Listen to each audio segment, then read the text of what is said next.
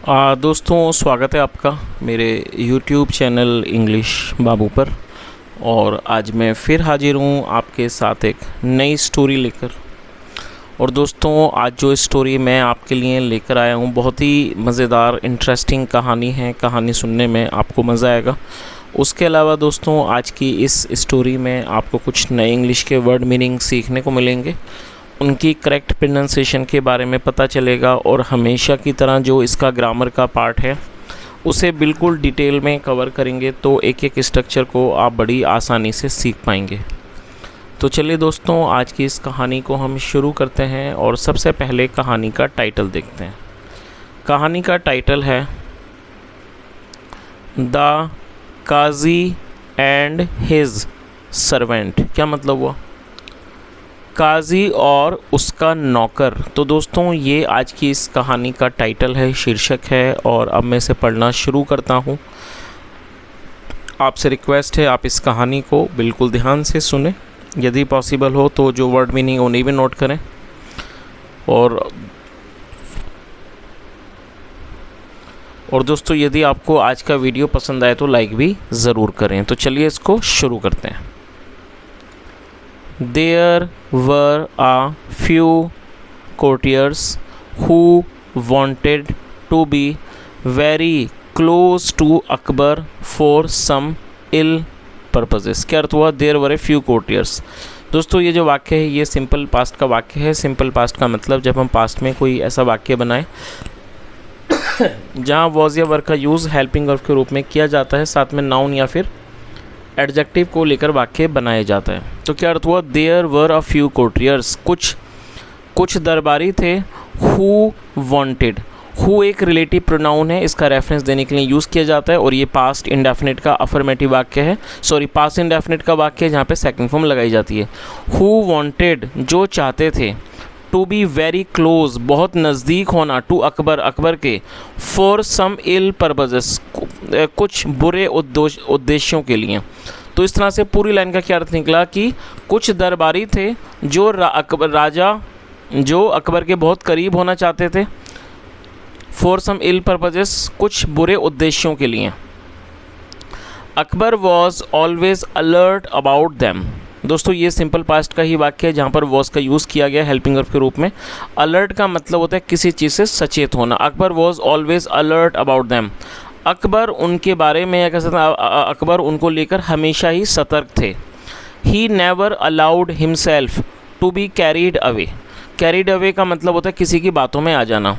He never मतलब कभी नहीं, अलाउ मतलब अनुमति देना। ही नेवर अलाउड हिमसेल्फ, उन्होंने खुद को कभी अनुमति नहीं दी। To be carried away by their sweet talks, उनकी मीठी बातों में आने की उन्होंने अपने आप को कभी भी अनुमति नहीं दी। सीन्स, क्योंकि Birbal was Akbar's favourite minister, क्योंकि बीरबल अकबर के सबसे पसंदीदा मंत्री थे। They tried to pull down Birbal's reputation. Pull down मतलब नीचे खींचना और ट्राई मतलब कोशिश करना, और ये सेकंड फॉर्म में पास्ट इंडेफिनिट का ही वाक्य है। दे ट्राइड, उन्होंने कोशिश की। To pull down Birbal's reputation, Birbal की रेपुटेशन को गिराने की उन्होंने कोशिश की। पुल डाउन मतलब खींचकर गिराना। बाय डिफेमिंग हिम, उनको बदनाम करके। और दोस्तों, डिफेम का मतलब था बदनाम करना। तो इस तरह से पूरी लाइन का क्या अर्थ निकला? क्योंकि बीरबल अकबर के सबसे पसंदीदा मंत्री थे। They try to pull down Birbal's reputation by defaming him, उन्होंने कोशिश की बीरबल को की रेपुटेशन को, मतलब उनकी जो साख थी उसको कम करने की, बाय डिफेमिंग हिम, उनको बदनाम करके। A qazi was trying to impress Akbar for a couple of days.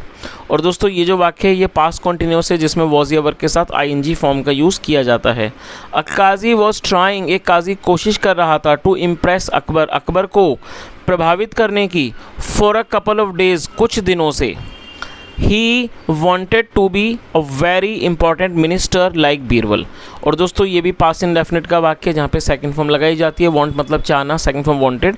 He wanted to be मतलब होना, वह होना चाहता था, बनना चाहता था। A very important minister like Birbal, वह बीरबल की तरह एक बहुत महत्वपूर्ण मंत्री बनना चाहता था। ही was also trying he was also trying very hard, और वो बहुत अधिक कोशिश कर रहा था टू स्पॉइल बीरबल्स रेपुटेशन। दोस्तों स्पॉइल का मतलब है ख़राब करना या फिर बिगाड़ना। तो क्या अर्थ हुआ, he was also trying very hard to spoil Birbal's reputation, वह बीरबल की रेपुटेशन को मतलब कि साख को ख़राब करने की भी बहुत ज़्यादा कोशिश कर रहा था। Akbar was aware of it. दोस्तों अवेयर का मतलब है किसी चीज़ के बारे में पता होना, अवगत होना, किसी चीज़ से परिचित होना। Akbar was aware of it, Akbar ये बात जानते थे, कह सकते हैं अकबर इस बात से परिचित थे। And wanted to play a trick with him, और उसके साथ वो एक चाल खेलना चाहते थे। ट्रिक मतलब चाल, और उसके साथ वह एक चाल खेलना चाहते थे। अकबर सैड, अकबर ने कहा, I will appoint you as a minister only if you can answer 3 questions। दोस्तों अपॉइंट को आप नोट कर लीजिए। अपॉइंट का मतलब है किसी व्यक्ति को नियुक्त करना, काम पर रखना। और ये जो वाक्य है ये फ्यूचर इंडेफिनिट का अफर्मेटिव वाक्य है जहाँ पर विल के बाद वर्ब की फर्स्ट फॉर्म लगाई जाती है। अकबर सैड, अकबर ने कहा, I will appoint you as a minister, मैं आपको एक मंत्री के तौर पर काम पर रखूँगा, या कह सकते हैं एक मंत्री के तौर पर नियुक्त करूँगा। ओनली, सिर्फ तभी, if you can answer 3 question, यदि आप 3 सवालों के जवाब दे पाओ। चलिए, तो जो अकबर थे उन्होंने क्या कहा कि मैं आपको तभी मतलब मंत्री के तौर पर रखूँगा, अपॉइंट करूँगा, नियुक्त करूँगा कि जब आप 3 सवालों के जवाब दे सको। सिंस, क्योंकि you are an erudite person, you can easily answer them. दोस्तों इरोडाइट को नोट कर लीजिए, ये एडजेक्टिव है जिसका मतलब है विद्वान। Since you are an erudite person, क्योंकि आप एक बहुत बुद्धिमान, या कैसे सॉरी विद्वान, आप एक बहुत विद्वान व्यक्ति हो। You can easily answer them, I guess. तो पूरी लाइन का क्या अर्थ निकला, since you are an erudite person you can easily answer them, I guess.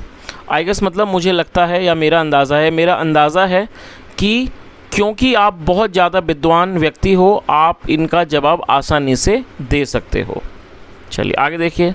Now are you ready, अब क्या तुम तैयार हो, to accept such an offer, इस तरह का ऑफ़र मतलब इस तरह का जो पेशकश है उसको स्वीकार करने के लिए क्या आप तैयार हो।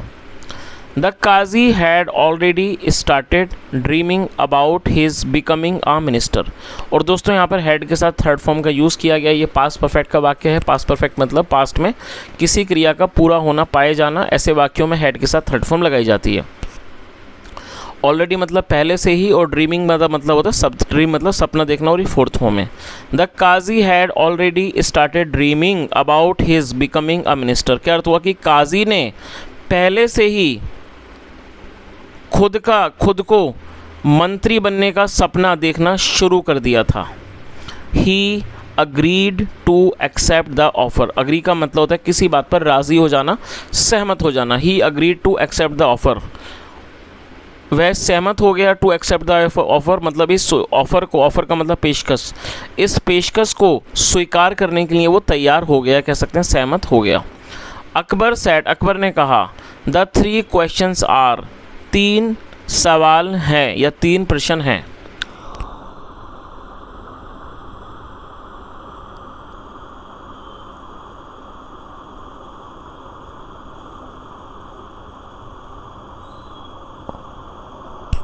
चलिए दोस्तों यहाँ से इसको देखें, यहाँ से 3 सवाल शुरू होते हैं। Where is the home of God. दोस्तों ये सिंपल प्रेजेंट का ही वाक्य है जहाँ पर इसका यूज़ हेल्पिंग वर्ब के रूप में किया गया है। और वेयर का मतलब होता है कहाँ। जब हम कोई भी ये जो वेयर है ये एक इंट्रोगेटिव वर्ड है। जब हम कोई भी ऐसा सेंटेंस बनाएंगे जहाँ हम इंट्रोगेटिव वर्ड को भी यूज़ करना चाहते हैं तो हेल्पिंग वर्ब से पहले उसे मेंशन करना होता है। क्या अर्थ हुआ, where is the home of God, भगवान का या कह सकते हैं ईश्वर का घर कहाँ है। व्हाट डज गॉड ईट। दोस्तों ये जो वाक्य है ये प्रेजेंट इंडेफिनिट का इंट्रोगेटिव सेंटेंस है। आप इसके स्ट्रक्चर को नोट कर लीजिए। जब हम कोई भी ऐसा सेंटेंस बनाएंगे जहाँ पर सब्जेक्ट होगा आई, वी, यू, दे या प्लूरल, वहाँ हमें डू का यूज़ करना होगा हेल्पिंग वर्ब के रूप में, साथ में वर्ब की फर्स्ट फॉर्म। यदि सब्जेक्ट ही, शी, इट या सिंगुलर नाउन होगा तब हमें डस का यूज़ करना होगा। तो यहाँ जो सब्जेक्ट है गॉड वो सिंगुलर है जिसके साथ डस का यूज़ किया गया, साथ में फर्स्ट फॉर्म लगाई गई है। और यदि हम इंट्रोगेटिव वर्ड का भी यूज़ करेंगे तो इंट्रोगेटिव वर्ड को हेल्पिंग वर्ब से पहले मेंशन करना होगा। वॉट डज गॉड ईट, क्या अर्थ हुआ कि ईश्वर क्या खाता है। What are the actions of God, ईश्वर के क्या काम होते हैं। चलिए आगे देखिए। You have to answer these questions by tomorrow, आपको बाय टुमारो मतलब कल तक, आपको कल तक इन सवालों का जवाब देना है। चलिए आगे देखिए।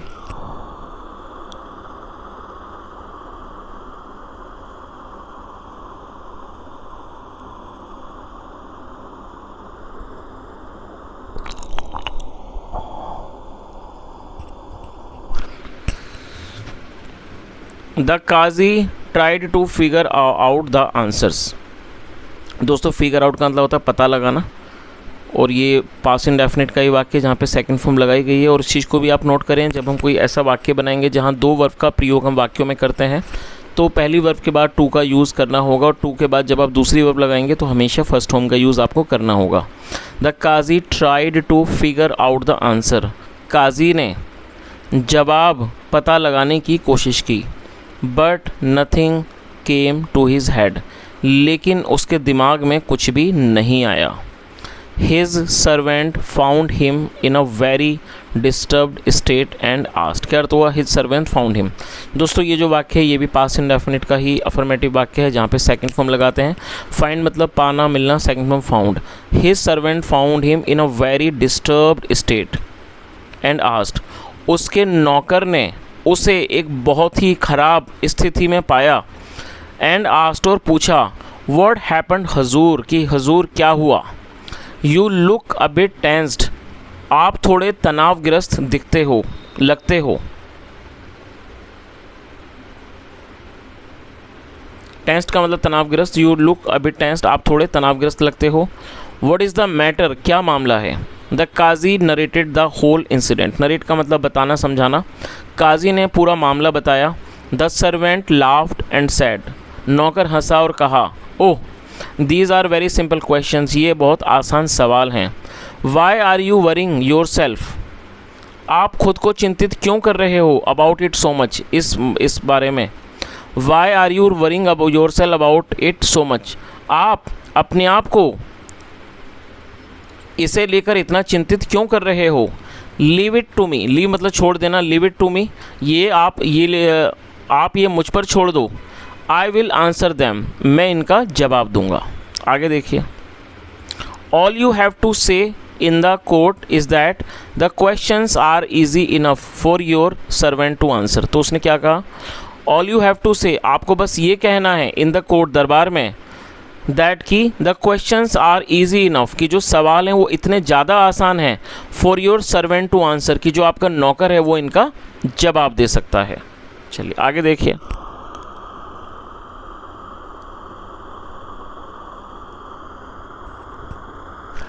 The qazi agreed to do so, काजी ऐसा करने के लिए तैयार हो गया, सहमत हो गया। द नेक्स्ट डे, अगले दिन, व्हेन अकबर कॉल्ड हिम, जब अकबर ने उसे बुलाया, टू आंसर द क्वेश्चन, सवालों के जवाब देने के लिए। ही सैड, उसने कहा, these are so simple questions, ये बहुत आसान सरल सवाल हैं। दैट कि even my servant can easily answer them, कि यहाँ तक कि मेरा नौकर भी कैन ईजली आंसर दैम, इनका आसानी से जवाब दे सकता है। हिज सर्वेंट केम अप, दोस्तों ये भी पास्ट का वाक्य जहाँ सेकंड फॉर्म लगाई गई है, कम मतलब आना, सेकंड फॉर्म केम। हिज सर्वेंट केम अप का मतलब कि उसका नौकर आ गया। अकबर आस्क्ड हिम, अकबर ने उससे पूछा, where is the home of God, ईश्वर का घर कहाँ है। द सर्वेंट रिप्लाइड, नौकर ने जवाब दिया, God dwells in our soul, दोस्तों ड्वेल का मतलब होता है निवास करना, और ये फिफ्थ फॉर्म है।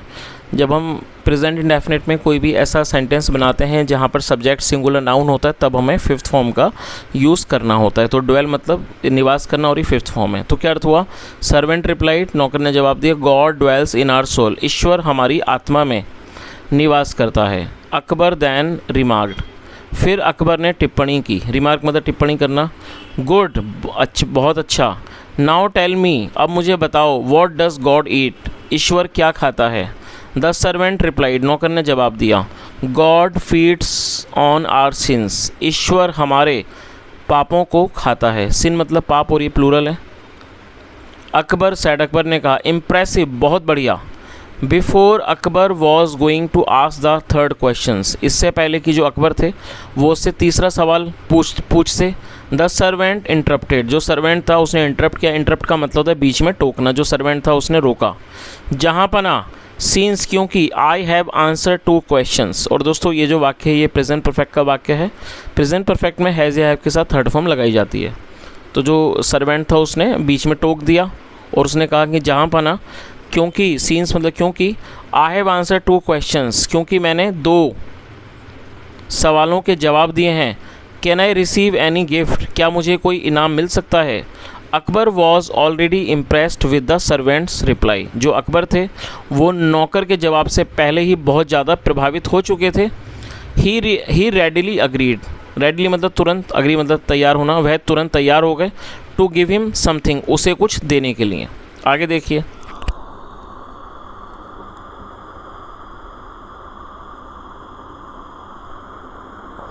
अकबर सैड, अकबर ने कहा, सीन्स, क्योंकि, I have never met a servant as intelligent as you, क्योंकि मैं कभी भी इतने बुद्धिमान नौकर से नहीं मिला हूँ जितना आप। आई अपॉइंट यू, मैं नियुक्त करता हूँ एज द काजी, काजी के रूप में। And your master will be the servant from now on, और जो आपका मालिक है वो अब से will be the servant from now on, वो अब से नौकर होगा। तो दोस्तों इस चीज़ का मतलब आपको समझ आ ही गया होगा कि अकबर जो थे उन्होंने नौकर से कहा, क्योंकि मैंने कभी भी आपके जितना जो बुद्धिमान नौकर है वो कभी नहीं देखा है, इसलिए मैं आपको काजी के तौर पर नियुक्त करता हूँ, और जो आपका मालिक है वो जो है वो अब से नौकर होगा। देन अकबर आस्क्ड, फिर अकबर ने पूछा,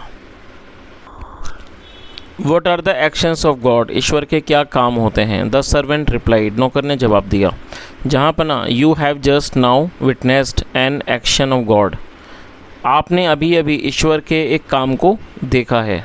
विटनेस मतलब होता है कि चीज़ को आमने सामने देखना, कि चीज़ के गवाह बनना। God can convert a qazi into a servant, ईश्वर एक काजी को एक नौकर बना सकता है। एंड वाइस वर्सा, और इसके विपरीत भी। There is nothing more that I can say, इससे ज़्यादा कुछ भी नहीं है जो मैं बोलूँ। To elaborate on his actions, उसके कामों के बारे में ज़्यादा विस्तृत तौर पर बताने के लिए। Akbar began to clap his hands, Akbar अपने हाथों से ताली बजाने लगे। एंड प्रेज्ड हिज इंटेलेक्ट, और उसकी जो बुद्धिमानी थी उसकी उन्होंने प्रशंसा की। Akbar was successful in playing his trick, जो अकबर थे वो अपनी चाल खेलने में सफल हो गए। The Qazi lost his authority to approach Akbar and further, उसके बाद जो काजी था उसने अकबर के पास जाने की जो उसकी अथॉरिटी थी उसको उसने गंवा दिया। चलिए, तो दोस्तों इस तरह से छोटी सी कहानी यहीं ख़त्म होती है। मैं उम्मीद करता हूँ कहानी आपको अच्छी लगी होगी। यदि कहानी सुन के अच्छा लगा हो और आपने आज कुछ सीखा हो तो आपसे रिक्वेस्ट है आप वीडियो को लाइक करें, शेयर करें, चैनल को ज़रूर सब्सक्राइब करें। कोई भी सुझाव हो तो कमेंट के माध्यम से ज़रूर बताएं। यहाँ तक सुनने के लिए thank you so much. Have a nice day and bye.